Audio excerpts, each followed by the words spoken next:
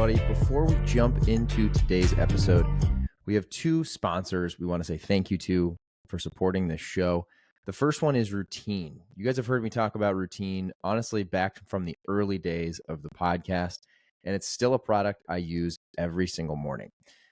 They have a prompt for me here. I'm going to do a little impromptu on this ad read today because honestly, this is a product that I truly believe in. And so I'm just going to tell you guys exactly what I think and why. First and foremost, this is a stat that they shared, but when you sleep, you lose between a pound and a half of water. And most of that's just sweating while you sleep. I used to not know if that was actually true, to be honest. I felt like a pound to a pound and a half of water seemed like quite a bit while I slept. But the one thing I did constantly pay attention to when I started using Routine was just the fact that before using Routine, I always felt a little dehydrated in the morning. And I'm one of those people that when I get up really early usually. I work out. One of the first things I do is some form of fitness. It's just like what I do before everyone's awake. And so it's very easy for me to grab a coffee, pre-workout, an energy drink, something with caffeine in it, and just go. When I am good about using Routine, first, I basically they come in these little single serve packets. They contain half an organic lemon, a tablespoon of apple cider vinegar, Himalayan sea salt, all 6 essential electrolytes, and they have no sugar in them at all. A lot of hydration products are going to have sugar. So one of the things about Routine that I love is that there's no sugar in there.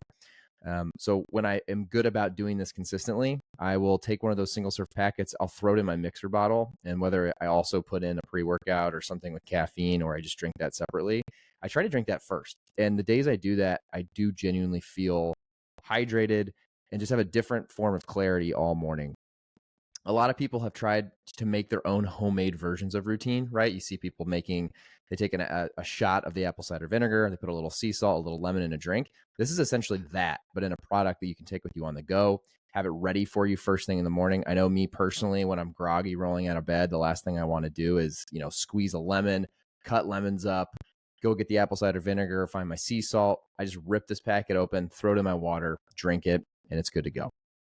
You can try yours today. If you haven't tried it yet and you've been listening to this podcast for years, just try the damn Routine. Give it a shot.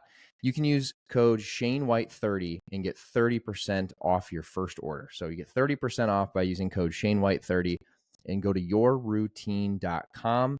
To make it even easier, I've added the link to yourroutine.com in the show notes. So just click on the show notes for this episode, click on the link to yourroutine.com, and don't forget to use code ShaneWhite30. All right, guys, today's episode is also brought to you by NeuroRoast. Again, I'm going to go a little off script here. NeuroRoast is a product that I also came across during this year of 2023. They are a coffee company that's helping you optimize your brain function and overall well-being. This is another product that, to be honest with you, when I first started working with it, I was a little on the fence. I was like, do I really want to have mushrooms in my coffee? Well, folks, I will tell you, when I use NeuroRoast, one of the things that has stood out to me the most is I'll back up. People that know me know that I have way too much caffeine, typically. One of the things this year I've done a good job of is cutting out alcohol. Not completely, but predominantly, I don't touch a lot of alcohol anymore. What I think I've actually done the other way, though, is add a lot more caffeine. So I do definitely drink too much caffeine. That's something I need to work on next year, is to try to minimize how much of that. But NeuroRoast is something that has actually helped me because of the way they've formulated their coffee. Like, unlike regular coffee, which is, still something I consume, but NeuroRoast specifically doesn't cause jitters or crashes. Mushroom coffee provides more balance and sustained energy, allowing you to stay focused and productive throughout the day. So the times I do use NeuroRoast, I'll be honest, I just don't feel that jittery, like, I'm jumping out of my chair or standing here at my desk jumping around feeling. So give NeuroRoast a try. They have some really good flavors. I'll be honest too, the two guys that started NeuroRoast are just really good dudes based out of New York, and they're hustling, and hopefully they can get some people to try NeuroRoast this holiday season by listening to this podcast. So for you folks who've been on the fence, I'm telling you, it tastes delicious. They've done a fantastic job of making this coffee not only be functional, but taste fantastic. And if you want to try NeuroRoast, you can use code ShaneWhite. So it's super simple, just ShaneWhite at checkout. you'll also get 30% off. So if you go to neuroroast.com, and once again, I have added that to the show notes. So just click into the show notes while you're listening to this episode. You can click on NeuroRoast link directly. Don't forget to use code just Shane White, and you'll get 30% off your order. Hope you guys love both these products. I'm trying to not only bring you guys products that I use, but that I believe in on the podcast. I'm not taking ad reads for any brands that I don't really believe in. So anyway, hope you guys love both those products, yourroutine.com and neuroroast.com. I've added those links to the show notes. I hope you guys love it. And I got an awesome guest coming up right after this.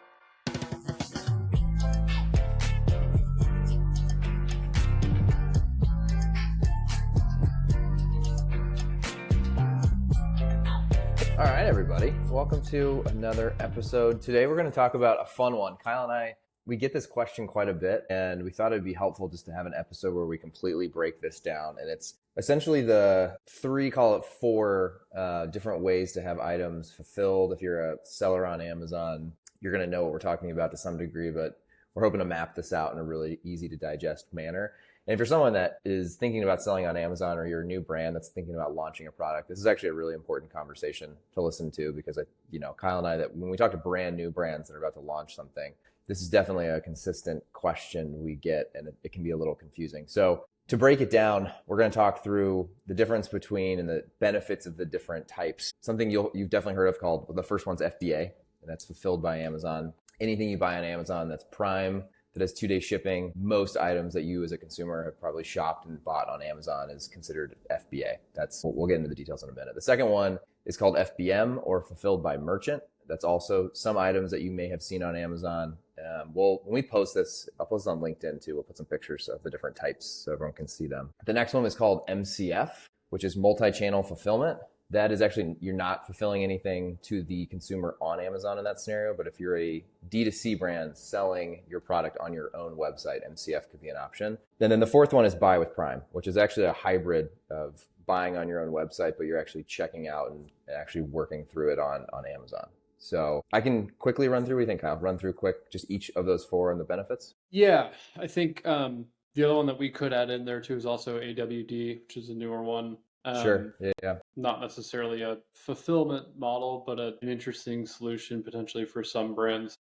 Let's maybe check that out at the very end, because we can explain how that kind of Sure. like ties into all of it. Sure. Yeah, I'd say if you want to start talking through the pros and cons of each one, and then I can chat operationally, like how inventory flows through the system for Sure. each. Yeah. Okay, so FBA, the benefits, the pros of it.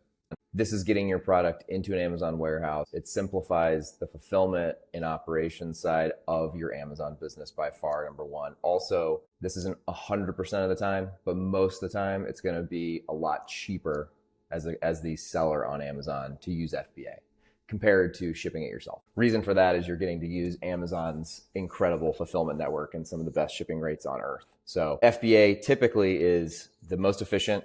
It's obviously the fastest for a consumer. It's also going to unlock a lot of capabilities within Amazon. So anytime Amazon's using FBA inventory, you get things like subscriptions, Prime shipping, advertising works a lot better. So there's a ton of benefits with FBA. It's kind of the gold standard of anyone selling on Amazon, as long as your product is able to be put into their warehouse and sat there. You also get all the benefits of just the efficiency that Amazon brings. I mean, if you compare Amazon to any other 3PL that's out there, no offense to 3PLs, but it's just, you're not Amazon when it comes to the size and depth of the fulfillment network.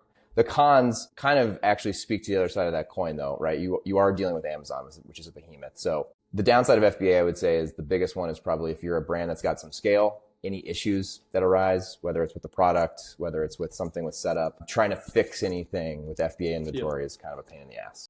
Yeah, I think the easiest way to probably describe that issue is you have to remember that inventory in some shape or form is being received by a human. There's absolutely automation in the warehouses, but the most common issue we see with FBA in terms of the operational process and inventory moving from one spot to the next is human error, right? Amazon will rip open an item they're not supposed to rip open. They'll sell as singles. They'll scan the wrong label. They'll mislabel a product. It happens all the time. So that's a good point. And then you're in the Amazon ecosystem. So it's not like you just pick up the phone and call Jeff. You got to deal with usually a help desk ticket. It depends on the size of your brand. You might have a contact at Amazon that can help with some of it, but most of the time you're not. So that's FBA. Again, FBA I always kind of put at the top of the pillar. Like if you're selling on Amazon, you really, as long as your products can do it, you want to be FBA. FBM is fulfilled by merchant. This, to the consumer, looks slightly different on site.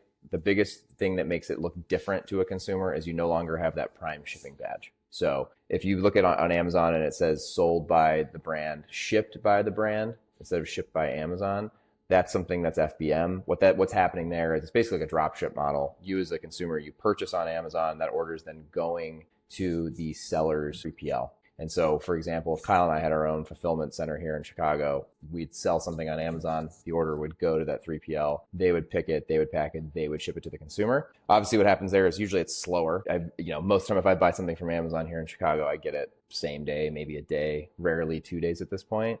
If you're shipping something FBM, it's obviously like buying from any D2C site where it can take a day, a couple days, a week to get an item depending on where they're shipping from. So that's a big one with FBM. The other thing is just the way the item looks on site, I would say. So this is more of a con. Consumers are used to getting 2-day free shipping and Prime eligibility. So just not having that is obviously a con, and you'll see that with conversion rates. The positive side of FBM, and Kyle and I use this as a hybrid model sometimes, is if, for example, you're having issues getting product to Amazon, because this is a more in-depth conversation, but sometimes Amazon takes a long time to receive items that are shipped to them. FBM can be kind of a Band-Aid fix where you can turn on FBM so you can still drive sales, drive orders to your 3PL. So it's for some brands who, let's say they sell a frozen product or refrigerated product, they have to do FBM because Amazon today doesn't have refrigerated storage. So in that world, you have to use FBM. And then for some brands, it's kind of a turn on, turn off mechanism. If FBA goes out of stock, you can turn on FBM and continue rolling with sales. So that's the Amazon ecosystem as far as selling on Amazon. The other two we mentioned, the first one's MCF. This is more, I wouldn't call it a secret program, Kyle, but I still don't think a ton of people really understand or know it per se. What MCF does is, let's say you're someone who sells on Amazon and you have a D2C site, and MCF allows you as the seller to, instead of having your D2C orders or your Shopify orders go to your 3PL, now they will actually go to Amazon, and Amazon will pick, pack, and ship your Amazon inventory to your D2C customer. The reason that's kind of like a light bulb moment for some brands is, number one, the pro here is you get all of your inventory for Amazon and D2C over to Amazon. So just simplifying your operations and shipping and fulfillment. Number two, the other big benefit is usually, and it depends on how heavy your product is, the dimensions, all these different things, but for a lot of brands, it's cheaper. So what happens is now you're using Amazon, and that same reason FBA was such a big pro. Now you're using MCF on the background. So you're getting all the rates, the picking, the packing, the shipping rates that Amazon has to offer versus your 3PL. So again, now you're talking about it. I'd add the one potential downside with MCF, if you think about, especially a lot of food and beverage products who on direct to consumer want to offer some kind of personalization, right? So like build your own 6-pack, build your own 12-pack, whatever it might be. When you utilize MCF, it's the same principle of FBA. So like if you want to sell a 12-pack variety pack on your direct to consumer site and have MCF fulfill it, you got to send pre-kitted 12 packs to Amazon. Some of the flexibility in managing your own direct to consumer warehouse is you can create whatever item you want and pick and pack at the point of delivery to the consumer. Can't do that with MCF because everything's got to be prepackaged and flow through the same FBA system. Good call. Great call. So that's MCF. So for brands that have a Shopify, the one key there too, I'd say, is you have to have an Amazon Seller Central account. So you have to have these items available within Amazon. You can do some funny things so it doesn't show up on Amazon. If it's something you don't want to sell on Amazon, you just want to sell on your website, but you do have to have an Amazon selling account in order to pull off MCF. And that's a small one too. That's not super secretive. Pro tip, if you don't want to sell it on Amazon and you want to sell it on your direct to consumer and have MCF fulfill it, go to your product details, edit your release date, and put your release date 10 years in the future. Right. It's like a ghost listing almost. Okay, so the last one is buy with Prime. So this is an interesting one. I'm sure if you're into e-commerce, you saw this whole thing unravel last year. I think it was last year when Amazon and Shopify kind of went back and forth on this and finally figured out a way to work together. The moral of the story is on your D2C site, so usually your Shopify site, when someone goes to check out, they can either go through the typical D2C checkout process, which typically is cumbersome and you have to add all your information in one box at a time, to now with Buy with Prime, you can click the Buy with Prime button and it actually takes you to Amazon and allows you to purchase with your, usually pre-logged in Amazon details. So what that's just done is, someone who is a native Amazon shopper, with 1 or 2 clicks, you basically get to check out with Amazon. It ships from Amazon. So that's kind of a hybrid approach as well for D2C brands. We've heard this, Kyle, from some of the people we work with, but I don't know specifically what you get. I believe you get all of the customer data. That was the big unlock with Shopify, that they weren't allowing that to happen for a long time, and they unlocked. So I believe you get all your customer data. So it's no different than checking out on your own website, but you get all the benefits of shipping with Amazon. Yeah. And I think the other benefit too from the consumer side, outside of the unit economic positives, which would be better shipping rates for MCF and Buy with Prime. Buy with Prime specifically, the reason why Shane and I like it is because for the consumer, everything's preloaded. Your shipping address, your credit cards. When you click Buy with Prime, checkout's super, super seamless. Whereas, for those, if you've ever ordered something from a direct-to-consumer site, the process of logging into your account and you forget the password, and then you got to reset the password, and then you got to upload your credit card info. It's a pain in the ass. Yeah. So Buy with Prime is a phenomenal way to just 2 clicks, check out, like you're doing on Amazon, but you're checking out on the direct-to-consumer site. So that's Buy with Prime. Those are all kind of the pros and cons. Like I said, we'll add a little. We'll build a little image thing. I think when we post this on LinkedIn, I think it'll be helpful for everyone to see. Kyle, I'll kick it over to you to kind of go through operations. I think that's a huge one. We hit on some of it, but yeah, and I'll make it quick because we're over 11 minutes here. But it's always important, I think, to understand okay, how does inventory flow through the system for each one? So the first one, FBA, which is call FBA the top of the family tree, with MCF and Buy with Prime being 2 branches off of FBA. So FBA is, let's say you want to sell ice shakers. Shout out to Chris. You put ice shakers into a box, you put a label on that box, you send it to the Amazon warehouse. Amazon then stores the product at their warehouse. They will cross-dock across the country to essentially get inventory closer to their end consumer, but they hold and ship the inventory. FBM is your 3PL holds the inventory. Typically, there is an API connection between Seller Central and Shopify, and then some kind of integration tool within Shopify itself. So essentially, the order gets placed on Amazon, Seller Central passes that order to Shopify, and then your 3PL fulfills just as they would a direct-to-consumer order. MCF and Buy with Prime are, like I said, kind of branches off of FBA because they're utilizing that same inventory. So MCF on a direct-to-consumer site, when the customer checks out, they don't even know it's coming from Amazon. It ships in a plain brown box, but that is FBA inventory sitting at their warehouse. Buy with Prime, obviously the consumer knows they're checking out from Amazon because they're being directed to an Amazon checkout for that purchase with Buy with Prime. But again, that inventory is still being pulled from FBA. So network-wide, the benefit of using FBA with MCF, with Buy with Prime, and then also doing a hybrid model, which is utilizing all of the ones we've just talked about, is you can consolidate the majority of your inventory at one location, BCB, Amazon, FBA. And then your hybrid position with an FBM offer on that same ASIN is essentially a safeguard, right? So if Amazon's slow receiving inventory at FBA, if you just for whatever reason can't get inventory to their warehouse, but you have inventory sitting in your warehouse, think of FBM as a safety net under your FBA offer. So there's a way to utilize all 4 at the same time, and it's actually not as complicated as it sounds. But if anyone has any questions, we're going to build a nice little visual to explain this, and obviously please reach out to us. Yeah, I think this one might hopefully get some good questions and dialogue. This is definitely if you can figure this out and set this up properly, you take a lot of headaches out of your life when you're trying to scale one of these brands or businesses. Mm-hmm. Awesome, man. Well, hope everyone enjoyed this, and we'll talk to you guys soon.